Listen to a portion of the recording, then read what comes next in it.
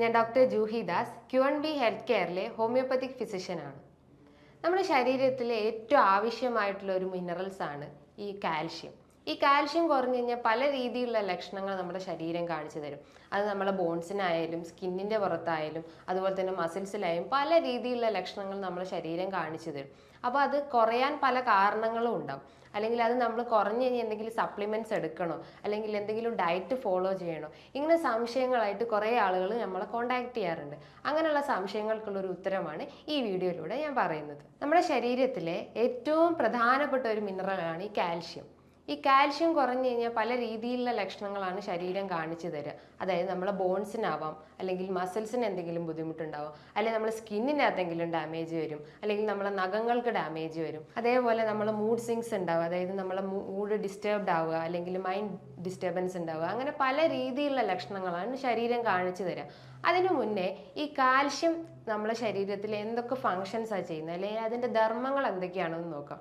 Calcium എന്ന് പറഞ്ഞു കഴിഞ്ഞാൽ ഒരു 95% നമ്മളെ ബോൺ അല്ലെങ്കിൽ എല്ലുകൾക്കും അല്ലെങ്കിൽ നമ്മളെ ടീത്ത് അല്ലെങ്കിൽ നഖങ്ങൾക്കൊക്കെ ആ ഒരു ഫങ്ഷനിങ് അല്ലെങ്കിൽ അതിൻ്റെ ഒരു ഗ്രോത്തിന് സഹായിക്കുന്നതാണ് ഈ കാൽഷ്യം ചെയ്യുന്നത്. റിമൈനിങ് ഒരു 5% നമ്മുടെ മസിൽസ് എന്ന് പറയുമ്പോൾ ഹാർട്ട് മസിൽസ്, ഹൃദയ മസിൽസിനൊക്കെ, അതേപോലെ തന്നെ സ്കിന്നിൻ്റെ ഫങ്ഷനിങ്ങിന് വേണ്ടിയിട്ട്, അതേപോലെ തന്നെ കിഡ്നീൻ്റെ ഫിൽട്രേഷന് വേണ്ടിയിട്ടും അതിൻ്റെ വേസ്റ്റ് പ്രൊഡക്ട്സ് റിമൂവ് ചെയ്യാനൊക്കെ വേണ്ടിയിട്ടും സഹായിക്കുന്നതാണ് ഈ കാൽഷ്യം. അപ്പോൾ ഒരു 95% നമ്മളെ ബോൺസിനും റിമൈനിങ് ഒരു 5% മാത്രമേ ഉള്ളൂ ബാക്കിയുള്ള ആക്ടിവിറ്റീസിൽ കാൽഷ്യം ഇൻവോൾവ് ചെയ്യുന്നുള്ളൂ. നോർമലി നമ്മളെ ബോഡിയിൽ കാൽഷ്യത്തിൻ്റെ ഒരു റേഞ്ച് നോക്കിക്കഴിഞ്ഞാൽ ഒരു 8.5 മുതൽ 10.5 ആണ് ഒരു നോർമൽ നമ്മൾ റിപ്പോർട്ട് നോക്കുമ്പോൾ കാണപ്പെടുന്നത്. പക്ഷേ ഒരു ബോഡിയിൽ ഏറ്റവും ആവശ്യം, അതായത് മിനിമം ആയിട്ട് വേണ്ടത് ഒരു 100 മില്ലിഗ്രാം കാൽഷ്യമാണ് നമുക്ക് ഡെയിലി വേണ്ടത്. ഒരു 100 മില്ലിഗ്രാമിനെക്കാട്ടും കുറവായി കഴിഞ്ഞാൽ നമ്മുടെ ബോഡിയിൽ പല രീതിയിലുള്ള ലക്ഷണങ്ങൾ കാണിക്കും. അപ്പം ഈ ഒരു മിനിമം വേണ്ടത് 1000 മില്ലിഗ്രാം ആണ്. അതിപ്പോൾ ചിൽഡ്രൻസിലായാലും കുട്ടികളിലായാലും അല്ലെങ്കിൽ മുതിർന്നവരിലായാലും അല്ലെങ്കിൽ സ്ത്രീകളിലായാലും ആ ഒരു വാല്യൂ ചിലപ്പം കൂടി കുറഞ്ഞെന്ന് വരാം. പക്ഷേ ഏറ്റവും കുറവ് നമുക്ക് വേണ്ടത് ഒരു 1000 മില്ലിഗ്രാം ആണ്. കുട്ടികളിലാണെങ്കിൽ, അതായത് ഒരു 8 to 10 വയസ്സുള്ള കുട്ടികളിലാണെങ്കിൽ അതൊരു 1300 മില്ലിഗ്രാം എങ്കിലും എന്തായാലും നിർബന്ധമായിട്ടും നമ്മുടെ ബോഡിയിൽ ആവശ്യമാണ്. അതായത് ഡെയിലി ഒരു 1300 എങ്കിലും ഡെയിലി വേണം. ആ ഒരു ഇതിലൂടെയാണ് നമുക്ക് കൂടുതലായിട്ട് നമ്മുടെ ബോഡിയിൽ മെറ്റബോളിസം അല്ലെങ്കിൽ മറ്റുള്ള ഗ്രോത്ത് ഫാക്ടേഴ്സ് ഒക്കെ ഇൻവോൾവ് ആവുന്നത്. അതേപോലെ തന്നെയാണ് നമ്മൾ സ്ത്രീകളിലൊക്കെ നോക്കുമ്പോൾ, അല്ലെങ്കിൽ സ്ത്രീകളിൽ പുരുഷന്മാരിലൊക്കെ നോക്കുമ്പോൾ ഒരു 40 എബോവ് ഉള്ള ആളുകളൊക്കെ, അല്ലെങ്കിൽ 45 എബോവ് ആളുകളിലൊക്കെ ആണെങ്കിലും ഒരു 1500 അല്ലെങ്കിൽ 1400 റേഞ്ചിലെങ്കിലും ഡെയിലി നമ്മളെ കാൽഷ്യം ആവശ്യമായിട്ടുണ്ട്. അതായത് ഡെയിലി ഒരു 1500 എന്തെങ്കിലും ആ ഒരു നമ്മളെ ബോഡിയിൽ ആവശ്യമായിട്ടുള്ളതാണ്.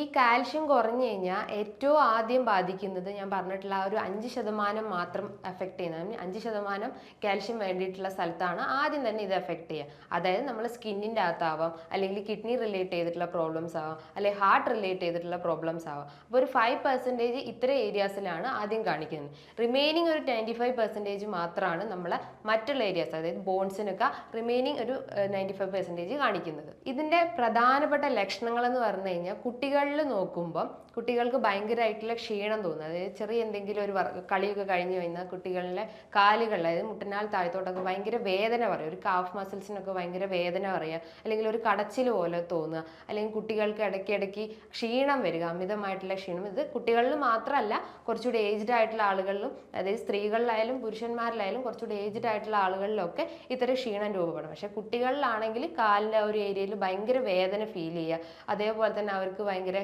ടീത്തൊക്കെ, അതായത് പല്ലുകളൊക്കെ പെട്ടെന്ന് കൊഴിഞ്ഞു പോവുക, അല്ലെങ്കിൽ ഒരു വീക്കായി തോന്നുക, അതൊക്കെയാണ് കുട്ടികളിൽ കാണുന്ന ലക്ഷണങ്ങൾ. കുറച്ചുകൂടി ഏജ്ഡ് ആയിട്ടുള്ള ആളുകളിലാണെങ്കിൽ അമിതമായിട്ടുള്ള ക്ഷീണം, അതായത് ഭയങ്കരമായിട്ടുള്ള ക്ഷീണം തോന്നുക, ഒന്നും ചെയ്യാനുള്ള ഒരു മൂഡ് വരില്ല, അല്ലെങ്കിൽ ഭയങ്കര അലസത തോന്നുക. അതേപോലെ തന്നെ ബോൺ നോക്കുമ്പോൾ അല്ലെങ്കിൽ എല്ലുകളൊക്കെ നോക്കുമ്പോൾ ഭയങ്കര വേദന തോന്നുക, അല്ലെങ്കിൽ ഒരു സ്റ്റിഫായിട്ട് തോന്നുക. ഇനിയിപ്പോൾ മുടികളൊക്കെ നോക്കുമ്പോൾ ഭയങ്കര ഗ്രേ കളർ, അതായത് അകാല നരയൊക്കെ ഈ ഒരു ഏജ്ഡ് ആയിട്ടുള്ള കുട്ടികളിലായാലും കുറച്ചുകൂടി ഏജ്ഡ് ആയിട്ടുള്ള ആളുകളിലൊക്കെ, അതായത് ഒരു 25 അല്ലെങ്കിൽ 30 ഏജ് എബോവ് ഉള്ള ആളുകൾക്കൊക്കെ പെട്ടെന്ന് മുടി നരയ്ക്കാനുള്ള ഒരു ചാൻസ് ഉണ്ട്. അതേപോലെ തന്നെ അമിതമായിട്ടുള്ള ക്ഷീണം തോന്നുക, മസിൽസിനൊക്കെ ഭയങ്കര വേദന തോന്നുക, കുറച്ച് നടക്കുമ്പോൾ നമുക്കൊരു കടച്ചിൽ പോലെ തോന്നുന്നത്, അതേപോലെ സ്കിന്നിൻ്റെ അകത്ത് ഇങ്ങനത്തെ ഡിസ്കളറേഷൻ ഉണ്ടാവുക, സ്കിന്നിലൊരു ഭയങ്കര ഡ്രൈനെസ് ആയിട്ട് തോന്നുക, അതേപോലെ മലബന്ധം പോലത്തെ ബുദ്ധിമുട്ടുകൾ ഉണ്ടാവുക. ഇത്തരം ലക്ഷണങ്ങളൊക്കെയാണ് നമുക്ക് കുറച്ചുകൂടി ഏജ്ഡ് ആയിട്ടുള്ള അല്ലെങ്കിൽ കുട്ടികളിൽ അല്ലെങ്കിൽ കുറച്ചുകൂടി ഏജ്ഡ് ആയിട്ടുള്ള ആളുകളിൽ കാണപ്പെടുന്നത്. അതേപോലെ തന്നെയാണ് ഏജ്ഡ് ആയിട്ടുള്ളവരിലായാലും കുറച്ചുകൂടി കുട്ടികളിലായാലും തന്നെ പെട്ടെന്ന് മറവി വരിക. കാരണം കാൽഷ്യം എന്ന് പറഞ്ഞു കഴിഞ്ഞാൽ നമ്മളെ ബോഡിയിൽ ബ്രെയിനിൻ്റെ ആക്ടിവിറ്റീസ്, ബ്രെയിനിൻ്റെ ന്യൂറൽ ആക്ടിവിറ്റീസിനൊക്കെ സഹായിക്കുന്നത് ഈ കാൽഷ്യമാണ്. അപ്പോൾ അതിലെന്തെങ്കിലും ഒരു ഡിസ്റ്റർബൻസ് വരുമ്പം നമുക്ക് പെട്ടെന്ന് മറവി ഉണ്ടാവുക, ഒന്നിലും കോൺസെൻട്രേറ്റ് ചെയ്യാൻ പറ്റാത്തൊരവസ്ഥ വരിക, ഭയങ്കരമായിട്ടുള്ള ക്ഷീണം തോന്നുക, ഒന്നും ചെയ്യാനുള്ള ഒരു മൂഡ് ഉണ്ടാവാത്തൊരവസ്ഥ, അല്ലെങ്കിൽ ഭയങ്കര ലേസിനെസ് ഉണ്ടാവുക, എപ്പോഴെപ്പോഴും കിടക്കാൻ തന്നെ തോന്നുക. അതുപോലെ ബി പിയിൽ വേരിയേഷൻസ് ഉണ്ടാവുക. ബി പിയിൽ വേരിയേഷൻ ഉണ്ടാവുക എന്ന് പറഞ്ഞു കഴിഞ്ഞാൽ ബി ഹൈ ആവാനുള്ള ഒരു ചാൻസ് ഉണ്ടാവുക. അതേപോലെ തന്നെ സ്കിന്നിൽ ഡ്രൈനെസ് ഉണ്ടാവുക. ഇനിയിപ്പോൾ എന്തെങ്കിലും നമുക്കൊരു ഇഞ്ചുറി പറ്റിക്കഴിഞ്ഞാൽ പെട്ടെന്ന് നമ്മളെ ബോണൊക്കെ പൊട്ടിപ്പോകുന്ന ഒരവസ്ഥ, അല്ലെങ്കിൽ പെട്ടെന്ന് ബ്രേക്കേജ് ഉണ്ടാവുക, അല്ലെങ്കിൽ മൂഡ് സ്വിങ്സ് ഉണ്ടാവുക. ഇതൊക്കെയാണ് ഇതിൻ്റെ ഈ കാൽഷ്യം കുറഞ്ഞു കഴിഞ്ഞാൽ നമ്മളെ ശരീരത്തിൽ കാണിക്കുന്ന ലക്ഷണങ്ങൾ. അതേപോലെയാണ് നമുക്ക് ഇടയ്ക്കിടയ്ക്ക് ക്ഷീണം തോന്നും. ക്ഷീണത്തോടൊപ്പം തന്നെ നമുക്ക് നമ്മളെ സ്ലീപ്പ് അല്ലെങ്കിൽ ഉറക്കം ഭയങ്കര ഡിസ്റ്റർബ്ഡ് ആവും. രാത്രി നമുക്ക് ഉറക്കം ഇല്ലാത്തൊരവസ്ഥ വരിക. അതേപോലെ മുടി കൊഴിയുക എന്ന് പറഞ്ഞാൽ റൂട്ടിന്, ഐ മീൻ അതിൻ്റെ ആ റൂട്ടിൽ തന്നെ ആ ഒരു ഹെയർ ഫോൾ ഉണ്ടാവുക, അതുപോലെ ഡ്രൈ ആവുക, അതായത് മുടിയൊക്കെ പൊട്ടിപ്പോകുന്ന ഒരവസ്ഥ വരിക, മറവി ഉണ്ടാവുക, ക്ഷീണം തോന്നുക. ഇങ്ങനെ പല രീതിയിലുള്ള ലക്ഷണങ്ങളാണ് ഓരോ ആളുകളിലും കാണിക്കുന്നത്. അത് കാൽഷ്യം കുറഞ്ഞു കഴിഞ്ഞാൽ പല രീതിയിലുള്ള ലക്ഷണങ്ങളാവാം. അതിൽ പ്രധാനപ്പെട്ടുള്ളതാണ് ഈ ക്ഷീണമായിട്ടുള്ളതും, അല്ലെങ്കിൽ ബോൺസിനൊക്കെ ഭയങ്കര വീക്ക്നെസ് തോന്നും. ഇത്തരം ലക്ഷണങ്ങൾ ഉണ്ടെങ്കിൽ നമ്മുടെ ബോഡിയിൽ കാൽഷ്യം കുറഞ്ഞിട്ടുണ്ടെന്ന് മനസ്സിലാക്കാം. ഇനിയിപ്പോൾ കാൽഷ്യം കുറയാൻ പല കാരണങ്ങളും ഉണ്ട്. അതിലൊന്നാണ് വൈറ്റമിൻ ഡി ഡെഫിഷ്യൻസി. നമുക്കറിയാം വൈറ്റമിൻ ഡി സഹായത്തോടെയാണ് നമ്മുടെ ബോഡിയിൽ കാൽഷ്യം അബ്സോർപ്ഷൻ നടക്കുന്നത്. അതായത് വൻകുടലിൽ നമ്മൾ കഴിക്കുന്ന ഡയറ്റിലൂടെ, അതായത് നമ്മൾ കഴിക്കുന്ന ഭക്ഷണത്തിലൂടെയാണ് നമ്മുടെ ബോഡിയിൽ കാൽഷ്യം അബ്സോർപ്ഷൻ നടക്കുന്നത്. ഈ കാൽഷ്യം അബ്സോർപ്ഷൻ വേണമെങ്കിൽ എന്താ, വൈറ്റമിൻ ഡിൻ്റെ പ്രസൻസ് വേണം. വൈറ്റമിൻ ഡി എന്ന് പറഞ്ഞാൽ ഒരു സൺഷൈൻ വൈറ്റമിൻ ആണ്. ഈ വൈറ്റമിൻ ഡിൻ്റെ സഹായത്തോടെയാണ് കാൽഷ്യം അബ്സോർപ്ഷൻ നടക്കുന്നത്. വൈറ്റമിൻ ഡി എന്ന് പറയുമ്പോൾ ഈ സൺഷൈൻ വൈറ്റമിൻ നമ്മളെ അതായത് ഒരു 9 മണി മുതൽ അല്ലെങ്കിൽ 10 മണി മുതൽ ഒരു 3 മണി വരെ ആ ഒരു ടൈമിലാണ് നമുക്ക് വൈറ്റമിൻ ഡിൻ്റെ ആ ഒരു സൺലൈറ്റിലൂടെ നമുക്ക് വൈറ്റമിൻ ഡി പ്രോപ്പറായിട്ട് കിട്ടുക. അപ്പോൾ അതിൻ്റെ ഒരു ഡെഫിഷ്യൻസി ഉണ്ടെങ്കിൽ നമ്മുടെ ബോഡിയിൽ എന്തായാലും കാൽഷ്യം ഡെഫിഷ്യൻസി ഉണ്ടാവാനുള്ള ഒരു ചാൻസ് ഉണ്ട്. അതേപോലെയാണ് നമുക്ക് തൈറോയിഡ് അല്ലെങ്കിൽ പാരാതൈറോയിഡ് ഹോർമോൺസിൽ ഉണ്ടാകുന്ന വേരിയേഷൻ, അല്ലെങ്കിൽ തൈറോയിഡ് റിലേറ്റ് ചെയ്തിട്ട് എന്തെങ്കിലും ബുദ്ധിമുട്ടുകൾ ഉണ്ടെങ്കിൽ ഹൈപ്പർ തൈറോയിഡ്സ് ആവാം, ഹൈപ്പോ തൈറോയിഡ്സ് ആവാം, അങ്ങനെ തൈറോയിഡ് പ്രോബ്ലംസ് എന്തെങ്കിലും ഉണ്ടെങ്കിലും ഈ ഒരു കാൽഷ്യം ഡെഫിഷ്യൻസി ഉണ്ടാവും. അതുപോലെ തൈറോയിഡിൻ്റെ കുറച്ച് പിന്നിലായിട്ട് സ്ഥിതി ചെയ്യുന്ന ഒരു ഗ്രന്ഥിയാണ് പാരാതൈറോയിഡ് ഹോർമോൺ. അതായത് പാരാതൈറോയിഡ് ഹോർമോണിന് എന്തെങ്കിലും ഡെഫിഷ്യൻസി അല്ലെങ്കിൽ അതിൻ്റെ ഒരു പ്രവർത്തനം കുറയുന്ന ഒരു അവസ്ഥ, അല്ലെങ്കിൽ അതിന് എന്തെങ്കിലും ഡാമേജ്, അതായത് പാരാതൈറോയിഡ് ഗ്ലാൻഡിന് എന്തെങ്കിലും ഒരു ഡാമേജ് വരിക, അല്ലെങ്കിൽ എന്തെങ്കിലും ഇഞ്ചുറി വരിക, അല്ലെങ്കിൽ ആ ഹോർമോൺസിന് എന്തെങ്കിലും ഡെഫിഷ്യൻ്റ് ആവുക, അങ്ങനെ പാരാതൈറോയിഡ് എന്തെങ്കിലും വേരിയേഷൻ വരുമ്പോൾ നമ്മുടെ ബോഡിയിൽ കാൽഷ്യം കുറയാനുള്ള ഒരു ചാൻസ് ഉണ്ട്. അതേപോലെ തന്നെയാണ് കൊക്കക്കോള, പെപ്സി ഒക്കെ അടങ്ങിയിട്ടുള്ള കാർബണേറ്റഡ് ഡ്രിങ്ക്സ് ഒക്കെ എടുക്കുമ്പോൾ നമ്മുടെ ബോഡിയിൽ കാൽഷ്യത്തിൻ്റെ അബ്സോർപ്ഷൻ കുറയ്ക്കും. അതായത് നമ്മൾ ഇൻറ്റസ്റ്റൈൻസിലൊക്കെ ഉള്ള കാൽഷ്യം അബ്സോർപ്ഷൻ കുറയ്ക്കുന്നത് ഈ കാർബണേറ്റഡ് ഡ്രിങ്ക്സ് ആണ്. അപ്പം അത് നമ്മൾ അമിതമായിട്ട് എടുത്തു കഴിഞ്ഞാലും കാൽഷ്യത്തിൻ്റെ ആ ഒരു ഡെഫിഷ്യൻസി നമ്മുടെ ബോഡിയിൽ കാണിക്കും. അതേപോലെ തന്നെയാണ് നമുക്ക് എന്തെങ്കിലും സീലിയാക് ഡിസീസ്, അതായത് ഇൻറ്റസ്റ്റൈൻ ഗട്ട് റിലേറ്റ് ചെയ്തിട്ടുള്ള എന്തെങ്കിലും അസുഖം ഉണ്ടെങ്കിൽ, ഗട്ട് എന്ന് പറഞ്ഞു കഴിഞ്ഞാൽ നമുക്ക് പല രീതിയിലുള്ള അസുഖങ്ങൾ പറയാം. അതായത് ഇൻറ്റസ്റ്റൈൻ റിലേറ്റ് ചെയ്തിട്ടുള്ള സീലിയാക് ഡിസീസ്, അല്ലെങ്കിൽ IBS ഇൻഫ്ലമേറ്ററി ബവൽ ഡിസീസ് പോലത്തെ അസുഖങ്ങൾ, അതായത് നമ്മൾ എന്തെങ്കിലും ഒരു ഫംഗ്ഷനിലോട്ട് ഇറങ്ങുമ്പോൾ നമുക്ക് ടോയ്ലറ്റിൽ പോകാനുള്ള ഒരു ശങ്ക വരിക, അതൊക്കെയാണ് ഈ IBS അല്ലെങ്കിൽ സീലിയാക് ഡിസീസ് അല്ലെങ്കിൽ ഈ ഒരു ഇൻഫ്ലമേറ്ററി ഡിസീസ് ഉണ്ടാകുന്നത്. അപ്പോൾ ഇത്തരം ഡിസീസ് ഉണ്ടെങ്കിലും നമ്മുടെ ബോഡിയിൽ കാൽഷ്യത്തിൻ്റെ അബ്സോർപ്ഷൻ പ്രോപ്പർ ആവില്ല. അതായത് നമ്മൾ കഴിക്കുന്ന ഡയറ്റിലൂടെ പ്രോപ്പറായിട്ട് കാൽഷ്യം അബ്സോർബ് ചെയ്യില്ല. അപ്പോൾ ഇത്തരം ഡിസീസിലൂടെ തന്നെ നമ്മുടെ ബോഡിയിൽ കാൽഷ്യത്തിൻ്റെ അളവ് കുറയാനുള്ള ഒരു ചാൻസ് ഉണ്ട്. അതേപോലെ തന്നെയാണ് നമ്മൾ കൂടുതലായിട്ട് സാൾട്ട്, അതായത് സോഡിയം കണ്ടന്റ് അടങ്ങിയിട്ടുള്ള ഭക്ഷണങ്ങളൊക്കെ എടുക്കുമ്പോഴും കാൽഷ്യം കുറയാനുള്ള ഒരു ചാൻസ് ഉണ്ട്. ഇനി അമിതമായിട്ട് പുക വലിക്കുന്ന ആളുകൾ അല്ലെങ്കിൽ മദ്യപിക്കുന്ന ആളുകളിലായാലും ആ ഒരു നിക്കോട്ടിൻ്റെ പ്രസൻസ് ബ്ലഡിൽ വരുമ്പോൾ ആ ഒരു അബ്സോർപ്ഷൻ കറക്റ്റ് ആവാത്തൊരവസ്ഥ വരുന്നത്, അതായത് കാൽഷ്യം അബ്സോർപ്ഷൻ നമ്മളെ ഗട്ടിന്ന് പ്രോപ്പറായിട്ട് നടക്കില്ല. അങ്ങനെയും കാൽഷ്യം ഡെഫിഷ്യൻ്റ് ആവാനുള്ള ഒരു ചാൻസ് ഉണ്ട്. അതേപോലെയാണ് കിഡ്നി റിലേറ്റ് ചെയ്തിട്ടുള്ള എന്തെങ്കിലും കിഡ്നി ഫെയിലിയറോ അല്ലെങ്കിൽ മറ്റെന്തെങ്കിലും കിഡ്നി സ്റ്റോണോ അങ്ങനെ എന്തെങ്കിലും കിഡ്നി റിലേറ്റ് ചെയ്തിട്ടുള്ള അസുഖങ്ങൾ ഉണ്ടെങ്കിലും നമ്മുടെ ബോഡിയിൽ കാൽഷ്യം കുറയാനുള്ള ഒരു ചാൻസ് ഉണ്ട്. അതേപോലെ കാൽഷ്യം മെറ്റബോളിസത്തിന് ഏറ്റവും ആവശ്യമായിട്ടുള്ള ഒന്നാണ് മെഗ്നീഷ്യം. നമ്മുടെ ബോഡിയിൽ മെഗ്നീഷ്യം കുറഞ്ഞു കഴിഞ്ഞാലും ഈ ഒരു കാൽഷ്യം ഡെഫിഷ്യൻസി ബോഡിയിൽ കാണിക്കുന്നതാണ്. അതേപോലെ തന്നെയാണ് നമ്മൾ എന്തെങ്കിലും ബ്ലഡ് ട്രാൻസ്ഫ്യൂഷൻ നടന്നു കഴിഞ്ഞാൽ, നമുക്ക് എന്തെങ്കിലും ഇഞ്ചുറി പറ്റിക്കഴിഞ്ഞാൽ, നമ്മുടെ ബോഡിയിൽ ഓവറായിട്ട് ബ്ലീഡിങ് വന്നു കഴിഞ്ഞാൽ നമ്മൾ ട്രാൻസ്ഫ്യൂഷൻ നടത്തും. ബ്ലഡ് ട്രാൻസ്ഫ്യൂഷൻ നടത്തുമ്പോഴും ഈ ഒരു കാൽഷ്യം ഡെഫിഷ്യൻസി ഉണ്ടാവും. അങ്ങനെ അതേപോലെ തന്നെ വരുന്നതാണ് നമുക്ക് എന്തെങ്കിലും അസിഡിറ്റി റിലേറ്റ് ചെയ്തിട്ടുള്ള കംപ്ലയിൻറ്റ്സ്. ഞാൻ നേരത്തെ പറഞ്ഞു നമ്മളെ ഗട്ടിലാണ് കാൽഷ്യം അബ്സോർപ്ഷൻ പ്രോപ്പറായിട്ട് നടക്കുന്നത്. അപ്പോൾ അസിഡിറ്റി റിലേറ്റ് ചെയ്തിട്ടുള്ള അസുഖങ്ങൾ ഉണ്ടെങ്കിൽ, അതായത് പെപ്റ്റിക് അൾസറോ ഗ്യാസ്ട്രിക് അൾസറോ അല്ലെങ്കിൽ ഡിയോഡനൽ അൾസറോ പോലത്തെ എന്തെങ്കിലും അസിഡിറ്റി റിലേറ്റ് ചെയ്തിട്ടുള്ള കംപ്ലയിൻറ്റ്സ് ഉണ്ടെങ്കിലും ഈ കാൽഷ്യം അബ്സോർപ്ഷൻ കറക്റ്റ് ആവില്ല. അതേപോലെ തന്നെയാണ് ലാക്ടോസ് ഇൻടോളറൻസ്. കുട്ടികളിലൊക്കെ പാലൊക്കെ അലർജി ഉണ്ടാവും. പാല് അലർജി ഉള്ള കുട്ടികൾ അത് വൊമിറ്റ് ചെയ്യാനുള്ള ഒരു ടെൻഡൻസി ഉണ്ടാവും. അങ്ങനെയും നമ്മുടെ ബോഡിയിൽ കാൽഷ്യം കുറയാനുള്ള ഒരു ചാൻസ് ഉണ്ട്.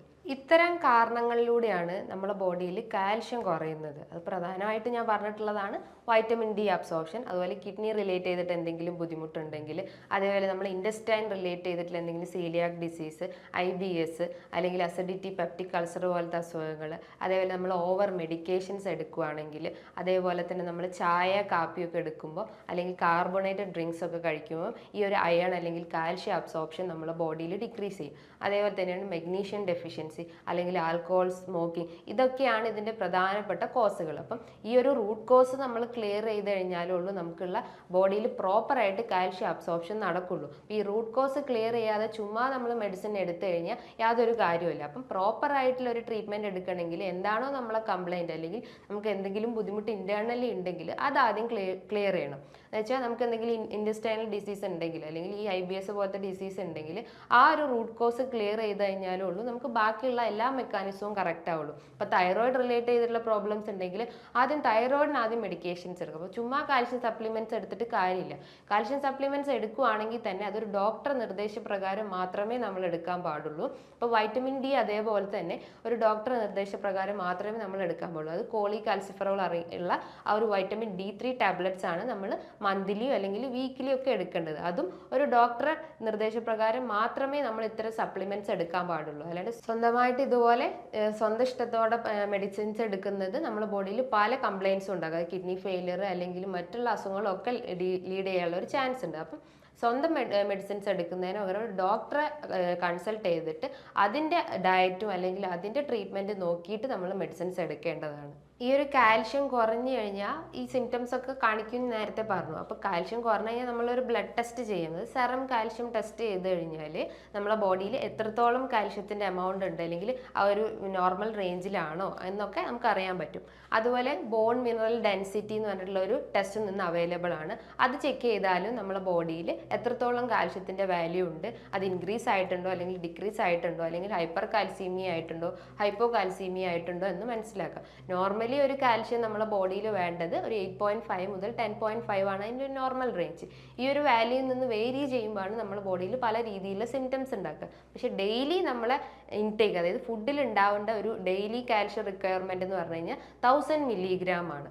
ആ ഒരു നോർമൽ ആ ഒരു ഇൻടേക്ക് നമ്മുടെ ബോഡിയിൽ ഉണ്ടായി കഴിഞ്ഞു കഴിഞ്ഞാലുള്ളൂ നമുക്കുള്ള ഈ ലക്ഷണങ്ങളൊക്കെ നമുക്ക് കുറയ്ക്കാൻ പറ്റുന്നത്. ഇനിയിപ്പോൾ കുട്ടികളിലായാലും കുറച്ചുകൂടി മുതിർന്ന ആളുകളിലായാലും ഏറ്റവും മിനിമം വേണ്ടത് ഒരു 1000 മില്ലിഗ്രാം ആണ്. കുട്ടികളിലാണെങ്കിൽ കുറച്ചുകൂടി നമ്മൾ ഇൻടേക്ക് കൂട്ടണം, അതായത് 1000നേക്കാളും കുറച്ചുകൂടി ഒരു 1300 ഒക്കെ നമ്മൾ ഡെയിലി എടുക്കണം. ഇനിയിപ്പോൾ കുറച്ചുകൂടി ഏജ്ഡ് ആയിട്ടുള്ള ആളുകളാണെങ്കിൽ, ഒരു സ്ത്രീകളിലൊക്കെ ആണെങ്കിൽ മെൻസസിൻ്റെ ടൈമിലൊക്കെ ഈസ്ട്രജൻ്റെ അളവ് കുറയാനുള്ള ചാൻസ് ഉണ്ട്. അപ്പോൾ അവരൊക്കെ ആണെങ്കിലും ഒരു 1200 മില്ലിഗ്രാം കാൽഷ്യം ഡെയിലി നമ്മൾ എടുക്കേണ്ടതാണ്. വെച്ചാൽ നമ്മുടെ ഡയറ്റിലൂടെ ആയാലും അതുപോലെ സപ്ലിമെന്റ്സ് ആയിട്ട് ഒരു ഡോക്ടർ നിർദ്ദേശപ്രകാരം എടുക്കേണ്ടതാണ്. ഈ കാൽഷ്യം കുറഞ്ഞു കഴിഞ്ഞാൽ നമ്മൾ എന്തൊക്കെ ഡയറ്റ് അല്ലെങ്കിൽ നമ്മളെ ഭക്ഷണ രീതികൾ എന്തൊക്കെയാണെന്ന് നമുക്ക് നോക്കാം. ഡയറ്റ് എന്ന് പറയുമ്പം കാൽഷ്യം അടങ്ങിയിട്ടുള്ള ഭക്ഷണങ്ങളാണ് പാലും ഉൽപ്പന്നങ്ങളും. എന്ന് വെച്ചാൽ ഡെയിലി ഒരു ഗ്ലാസ് പാല് കുടിക്കുന്നതുകൊണ്ട് നമ്മുടെ ബോഡിയിൽ അത്രയും ഒരു 1000 മില്ലിഗ്രാം ആ ഒരു കാൽഷ്യം നമുക്ക് മെയിൻറ്റെയിൻ ചെയ്യാൻ പറ്റും. പാല് ചിലർക്ക് അലർജി ഉണ്ടാവും. ചില കുട്ടികൾക്കൊക്കെ ലാക്ടോസ് ഇൻടോളറൻസ് പറഞ്ഞിട്ടുള്ള ഞാൻ നേരത്തെ പറഞ്ഞിട്ടുള്ള അസുഖങ്ങളൊക്കെ ഉണ്ടാവും. എന്ന് വെച്ചാൽ അതായത് അമ്മയുടെ പാലൊക്കെ കുടിച്ചു കഴിഞ്ഞാൽ പെട്ടെന്ന് അവർ വൊമിറ്റ് ചെയ്യാനുള്ള ഒരു ചാൻസ് ഉണ്ട്, അല്ലെങ്കിൽ ഡയറി അല്ലെങ്കിൽ വയറിളക്കം പോലത്തെ ബുദ്ധിമുട്ടുകളൊക്കെ വരാം. അപ്പോൾ പാൽ അലർജി ഉള്ള ആളുകളാണെങ്കിൽ, കുട്ടികൾ മാത്രമല്ല കുറച്ചുകൂടി ഏജ്ഡ് ആയിട്ടുള്ള ആളുകൾക്കും പാലൊക്കെ അലർജി ആവും. അങ്ങനെയുള്ള ആളുകളാണെങ്കിൽ തൈരും മോരും ഒക്കെ എടുക്കുന്നത് നല്ലതാണ്. ഇത് ഒരു ആൻറ്റി ഓക്സിഡൻറ്റ് പ്രോപ്പർട്ടി ഉണ്ട്, ഒരു പ്രോബയോട്ടിക്സും ആണ്. അപ്പം തൈരും മോരും ഒക്കെ നമ്മൾ ഭക്ഷണം കഴിച്ചതിന് ശേഷം ഒരു കപ്പോ അല്ലെങ്കിൽ ഒരു ഗ്ലാസ് ഒക്കെ കുടിക്കുന്നത് നല്ലതാണ്. ഇതിൻ്റെ അകത്ത് ഒരുപാട് കാൽഷ്യം അടങ്ങിയിട്ടുണ്ട്. അപ്പോൾ അത് നമ്മുടെ ബോഡിയിൽ കാൽഷ്യം ഒരു ഡെഫിഷ്യൻ്റ് ആയിട്ടുള്ളത് അവർ പ്രോപ്പറായിട്ട് അത് അബ്സോർബ് ചെയ്യാനുള്ള സഹായിക്കും. അതേപോലെ തന്നെയാണ് നമുക്ക് ധാന്യങ്ങൾ എടുക്കാം. ധാന്യങ്ങൾ എന്ന് പറയുമ്പോൾ എള്ളുണ്ടയൊക്കെ നമുക്ക് ഡെയിലി 1-2 എണ്ണം കഴിക്കുന്നതുകൊണ്ടും കുഴപ്പമൊന്നുമില്ല. ഇതിൻ്റെ അകത്ത് ഒരുപാട് അയൺ കണ്ടന്റ് ഉണ്ട്, അതോടൊപ്പം തന്നെ കാൽഷ്യം അടങ്ങിയിട്ടുണ്ട്. ഇനിയിപ്പോൾ ധാന്യങ്ങളൊക്കെ എടുക്കുകയാണെങ്കിൽ തന്നെ നമ്മൾ നട്ട്സ് അല്ലെങ്കിൽ ഓട്സ്, രാഗി ഇതൊക്കെയാണ് ധാന്യങ്ങൾ വരുന്നത്. അപ്പോൾ ഇതൊക്കെ നമുക്ക് എന്തെങ്കിലും കുറുക്കായിട്ടോ അല്ലെങ്കിൽ മറ്റു രീതിയിലുള്ള എന്തെങ്കിലും ഭക്ഷണമായിട്ടൊക്കെ ഓട്സ് ഒക്കെ നമുക്ക് കുക്ക് ചെയ്തിട്ട് നന്നായി ബോയിൽ ചെയ്തിട്ടൊക്കെ നമുക്ക് കഴിക്കാവുന്നതാണ്. ഓട്സ് എന്ന് പറയുമ്പോൾ ഇൻസ്റ്റന്റ് ഓട്സ് യൂസ് ചെയ്ത് സ്റ്റീൽ കട്ട് ഓട്സ് യൂസ് ചെയ്യുക. അതായത് കൊളസ്ട്രോൾ BP ഉള്ള ആളുകളൊക്കെ ആണെങ്കിൽ സ്റ്റീൽ കട്ട് ഓട്സ് ആണ് മെയിനായിട്ട് യൂസ് ചെയ്യേണ്ടത്. അത് നന്നായിട്ട് കുക്ക് ചെയ്തിട്ട് കഴിക്കുക. പാല് ആഡ് ചെയ്തിട്ട് നമുക്ക് അത് കഴിക്കേണ്ടതാണ്. അതേപോലെ തന്നെ നട്ട്സിലൊക്കെ വരുന്നതാണ് ഈ ബദാം, ആൽമണ്ട്, ആപ്രിക്കോട്ട്. ഇതിൻ്റെ അകത്തൊക്കെ ഫൈറ്റിക് ആസിഡ് അടങ്ങിയിട്ടുണ്ട്. ഇത് നമുക്ക് ഡയറക്റ്റ് കഴിച്ചു കഴിഞ്ഞാൽ നമ്മുടെ ബോഡിയിൽ കാൽഷ്യം അബ്സോർപ്ഷൻ ഉണ്ട്. എന്ന് വെച്ചാൽ കാൽഷ്യം അബ്സോർപ്ഷൻ കറക്റ്റ് ആവില്ല. അപ്പോൾ നമ്മളത് വെള്ളത്തിലൊക്കെ കുതിർത്തിട്ട് കഴിച്ചു കഴിഞ്ഞാൽ ആ ഒരു അബ്സോർപ്ഷൻ കറക്റ്റ് ആവുകയും ഒരു ഡെഫിഷ്യൻസി നമുക്ക് ക്ലിയർ ആക്കാൻ പറ്റും. അതേപോലെ തന്നെയാണ് ലീഫി വെജിറ്റബിൾ, ഇലക്കറികളൊക്കെ നമുക്ക് ഉൾപ്പെടുത്താവുന്നത്. ഇലക്കറികൾ എന്ന് പറയുമ്പോൾ ചീര, മുരിങ്ങയില ഇങ്ങനത്തെ ഇലക്കറികളൊക്കെ നമുക്ക് തോരനായിട്ടോ അല്ലെങ്കിൽ കറി വെച്ചിട്ടൊക്കെ നമുക്ക് കഴിക്കാവുന്നതാണ്. ഇപ്പോൾ റൈസ് കഴിക്കുമ്പോഴായാലും ഈ കറികളൊക്കെ കൂടുതലായിട്ട് ഉൾപ്പെടുത്താൻ നോക്കുക. കാർബോഹൈഡ്രേറ്റ് കുറച്ചിട്ട് പ്രോട്ടീൻ്റെ അളവ് കൂട്ടാൻ ശ്രമിക്കുക. ധാരാളം പയർ വർഗ്ഗങ്ങളും കഴിക്കുന്നതുകൊണ്ടും കുഴപ്പമൊന്നുമില്ല. പയറെന്ന് പറഞ്ഞാൽ ബീൻസ്, ചെറുപയർ, തൂവര പയർ, ഇത്തരം പയർ വർഗ്ഗങ്ങൾ കഴിക്കുന്നത് നമ്മളെ ബോഡിയിൽ കാൽഷ്യത്തിൻ്റെ ഒരു അബ്സോർപ്ഷൻ കറക്റ്റ് ആവുകയും ആ ഒരു ഡെഫിഷ്യൻസി ക്ലിയർ ആക്കാൻ പറ്റും. അതേപോലെ തന്നെയാണ് നമുക്ക് നന്നായി വർക്കൗട്ട് ചെയ്യുമ്പോൾ നമ്മുടെ ബോഡി അത്രയും മെറ്റബോളിസം കറക്റ്റ് ആവുകയും കാൽഷ്യത്തിൻ്റെ ഒരു അബ്സോർപ്ഷൻ കറക്റ്റ് ആവുകയും ഡെഫിഷ്യൻസി ഒക്കെ ക്ലിയർ ആക്കാൻ പറ്റുകയും ചെയ്യും. ഇനിയിപ്പോൾ എന്തെങ്കിലും ടാബ്ലറ്റ്സ് ഒക്കെ എടുക്കാൻ നിങ്ങൾ ഉണ്ടെങ്കിൽ അത് വൈറ്റമിൻ D3 ടാബ്ലറ്റ്സ് ഒക്കെ എടുക്കുക. അത് മന്ത്ലി ആയാലും വീക്ക്ലി ടാബ്ലറ്റ്സ് ആയിട്ടും എടുക്കുക. ഒരു ഡോക്ടറെ കൺസൾട്ട് ചെയ്തിട്ട് ആ ഒരു പ്രോപ്പർ ചാനലിലൂടെ മാത്രമേ നമ്മൾ ടാബ്ലറ്റ്സ് ഒക്കെ എടുക്കാൻ പാടുള്ളൂ. അതേപോലെ തന്നെ നമ്മൾ സാൾട്ട് അടങ്ങിയിട്ടുള്ള ഭക്ഷണങ്ങളൊക്കെ ഒഴിവാക്കിയിട്ട് നല്ലപോലെ വെള്ളം കുടിക്കാൻ ശ്രമിക്കുക. എന്നാലേ ഉള്ളൂ പ്രോപ്പർ മെറ്റബോളിസം നമ്മുടെ ബോഡിയിൽ കറക്റ്റ് ആവുള്ളൂ. മെറ്റബോളിസം എന്ന് പറയുമ്പോൾ കാൽഷ്യം മെറ്റബോളിസത്തിന് ഏറ്റവും വേണ്ടതുള്ളതാണ് വൈറ്റമിൻ ഡിയും അല്ലെങ്കിൽ പാരാതൈറോയിഡ്. ഇതാണ് നമ്മുടെ ബോഡിയിൽ കാൽഷ്യം മെറ്റബോളിസത്തിന് സഹായിക്കുന്നത്. അപ്പോൾ ഇത് പ്രോപ്പർ ആക്കി കഴിഞ്ഞ് കഴിഞ്ഞാൽ ബാക്കിയുള്ള എല്ലാ ഏരിയാസും നമുക്ക് ക്ലിയർ ആക്കാൻ പറ്റുള്ളൂ. അപ്പോൾ തൈറോയിഡ് പ്രോബ്ലംസ് ഉണ്ടെങ്കിൽ അത് ക്ലിയർ ആക്കുക, അല്ലെങ്കിൽ ഗട്ട് റിലേറ്റ് ചെയ്തിട്ടുള്ള പ്രോബ്ലംസ് ഉണ്ടെങ്കിൽ അത് ക്ലിയർ ആക്കുക. അതിനോടൊപ്പം തന്നെ നമുക്ക് വൈറ്റമിൻ ഡി ടാബ്ലറ്റ്സ് ഒക്കെ എടുത്ത് കാൽഷ്യം ആ ഒരു ഡെഫിഷ്യൻസി നമുക്ക് ക്ലിയർ ആക്കാൻ പറ്റുന്നതാണ്. അതേപോലെ നമ്മൾ ഉൾപ്പെടുത്തേണ്ടതാണ് ഭക്ഷണത്തിൻ്റെ അകത്ത് ചെറിയ ചെറിയ മത്സ്യങ്ങൾ എന്ന് പറയുമ്പോൾ മത്തി, അയല, കണവ പോലത്തെ ചെറിയ മത്സ്യങ്ങൾ ഉൾപ്പെടുത്തേണ്ടതാണ്. ഇതിൻ്റെ അകത്ത് ഒരുപാട് കാൽഷ്യം അടങ്ങിയിട്ടുണ്ട്. പോരാത്തതിന് omega-3 ഫാറ്റി ആസിഡ്സ് ഉണ്ട്, ആൻറ്റി ഓക്സിഡൻറ്റ് പ്രോപ്പർട്ടി ഉണ്ട്. അത് നമ്മളെ ബോഡിയിലുള്ള എല്ലാ മെറ്റബോളിസം പ്രോപ്പർ ആക്കിയത് കൊളസ്ട്രോള്, BP, പ്രമേഹം പോലത്തുള്ള ഫാറ്റി ലിവർ പോലത്തെ എല്ലാ അസുഖങ്ങളും നമുക്ക് കൺട്രോൾ ചെയ്യാൻ പറ്റും. അപ്പോൾ ഇത്തരം ചെറു മത്സ്യങ്ങളൊക്കെ നമ്മളെ ഭക്ഷണത്തിൽ കൂടുതലായിട്ട് ഉൾപ്പെടുത്തേണ്ടതാണ്. ഇനി നമുക്ക് എന്തെങ്കിലും ടെൻഷൻ അല്ലെങ്കിൽ ഓവറായിട്ടുള്ള സ്ട്രെസ് ഉണ്ടെങ്കിൽ അത് ഒഴിവാക്കിയിട്ട് നല്ല രീതിയിലുള്ള ഒരു ലൈഫ് മുന്നോട്ട് പോകുക. എന്ന് വെച്ചാൽ നമ്മൾ എന്തെങ്കിലും മെഡിക്കേഷൻസ് ആയിട്ടോ അല്ലെങ്കിൽ യോഗ ചെയ്തിട്ടോ ഒക്കെ നമ്മൾ ആ ഒരു ടെൻഷൻ റെഡ്യൂസ് ചെയ്യാൻ നോക്കുക. അതേപോലെ തന്നെയാണ് നമ്മൾ ഫ്രൂട്ട്സ് അല്ലെങ്കിൽ വെജിറ്റബിൾസ് ഒക്കെ കഴിക്കുമ്പോൾ ധാരാളം കാൽഷ്യം അടങ്ങിയിട്ടുള്ള ഭക്ഷണങ്ങൾ ഉൾപ്പെടുത്തുക. ഭക്ഷണം എന്ന് പറയുമ്പോൾ ഓറഞ്ച്, ബെറീസ് എന്ന് പറയുമ്പോൾ ബ്ലൂ ബെറീസ്, സ്ട്രോബെറീസ്, ഇത്തരം ബെറീസ് ഒക്കെ ഭക്ഷണത്തിൽ ഉൾപ്പെടുത്തുക. അതേപോലെ തന്നെയാണ് പപ്പായ, വാട്ടർ മെലൺ, പൈനാപ്പിൾ, ഇതിൻ്റെ അകത്തൊക്കെ ഒരുപാട് കാൽഷ്യം അടങ്ങിയിട്ടുണ്ട്. അപ്പോൾ അതുപോലെ ലീഫി വെജിറ്റബിൾസ്, അതായത് വെജിറ്റബിൾസ് നോക്കുമ്പോൾ ലീഫി വെജിറ്റബിൾസ് ഉണ്ട്. വെജിറ്റബിൾസ് എന്ന് പറയുമ്പോൾ നമ്മുടെ ചീര, മുരിങ്ങയില അല്ലെങ്കിൽ മറ്റുള്ള ഇലക്കറികളൊക്കെ, അതായത് തഴുതാമ പോലത്തെ ഇലകളൊക്കെ നമ്മൾ തോരനായിട്ടോ അല്ലെങ്കിൽ കറിയായിട്ടോ നമുക്ക് ഉൾപ്പെടുത്താവുന്നതാണ്. ഇതിൻ്റെ അകത്ത് ഒരുപാട് കാൽഷ്യം അടങ്ങിയിട്ടുള്ളത് കൊണ്ട് തന്നെ ഈ ബോൺസിൻ്റെ ആ ഒരു വേദന അല്ലെങ്കിലുള്ള മറ്റുള്ള എല്ലാ കാൽഷ്യം റിലേറ്റ് ചെയ്തിട്ടുള്ള പ്രശ്നങ്ങളൊക്കെ നമ്മൾ ഈ ഒരു ഡയറ്റിലൂടെ തന്നെ നമുക്ക് മാറ്റിയെടുക്കാവുന്നതാണ്. ഈ ഒരു കാൽഷ്യം ഡെഫിഷ്യൻസി നമ്മൾ തുടക്കത്തിലേ കണ്ടു കഴിഞ്ഞ് കഴിഞ്ഞാൽ ആ ഒരു സ്റ്റാർട്ടിങ് സ്റ്റേജ് കുഞ്ഞാകുമ്പോൾ തൊട്ടേ തന്നെ നമ്മൾ ഇത്തരം പറഞ്ഞിട്ടുള്ള ഡയറ്റൊക്കെ നമ്മൾ ഉൾപ്പെടുത്തി കഴിഞ്ഞ് കഴിഞ്ഞാൽ നമുക്ക് ഈ ഒരു ഡെഫിഷ്യൻസി നമുക്ക് കൺട്രോൾ ചെയ്യാൻ പറ്റും.